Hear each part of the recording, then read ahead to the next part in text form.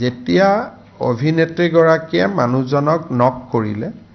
তেতিয়াই যদি আমি তেওঁক এৰেষ্ট কৰিলেতেন সিদিনাখনে ৰাতি আমি বেল দিব লাগিলহেতেন so it was a strategy on the part of police কাৰণ আমি গমে পাইছিলো যে পেচেঞ্জন সিৰিয়াস আছিল সিদিনাখন ৰাতি যদি তেওঁক এৰেষ্ট কৰিলেতেন তেতিয়া লগে লগে আমি তেওঁক ৰিলিজ কৰি দিব লাগিলহেতেন কাৰণ যেতিয়ালৈকে মৃত্যু নহয় বা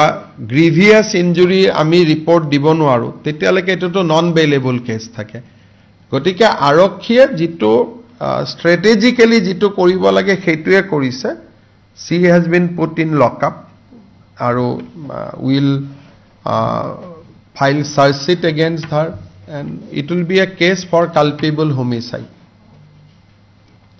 এটা দুটা সেকশন আছে culpable homicide not amounting to murder culpable homicide amounting to murder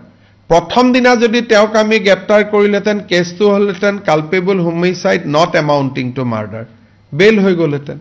হেকাৰণে কেতিয়াবা পুলিশে ৰাইজে ভাবা আৰু পুলিশে কৰাৰ মাজত অলপ ডিফাৰেন্স থাকে উদ্দেশ্যটো একে উদ্দেশ্যটোত কোনো গ্যাপ না থাকে যেতিয়া অভিনেত্ৰীগৰাকীয়ে মানুহজনক নক কৰিলে তেতিয়াই যদি আমি তেওঁক এৰেষ্ট কৰিলেতেন সিদিনাখনে ৰাতি আমি বেল দিব লাগিলহেতেন so it was a strategy on the part of police কাৰণ আমি গমে পাইছিলো যে পেচেঞ্জন সিৰিয়াস আছিল সিদিনাখন ৰাতি যদি তেওঁক এৰেষ্ট কৰিলেতেন তেতিয়া লগে লগে আমি তেওঁক ৰিলিজ কৰি দিব লাগিলহেতেন কাৰণ যেতিয়ালৈকে মৃত্যু নহয় বা গ্ৰিভিয়াস ইনজুৰি আমি ৰিপৰ্ট দিব নোৱাৰো তেতিয়ালৈকে এটোটো নন বেইলেবল কেছ থাকে গতিকে আৰক্ষীয়ে যেটো স্ট্ৰেটেজিক্যালি যেটো কৰিব লাগে সেইটোৱে কৰিছে she has been put in lockup আৰু will file search sheet against her and it will be a case for culpable homicide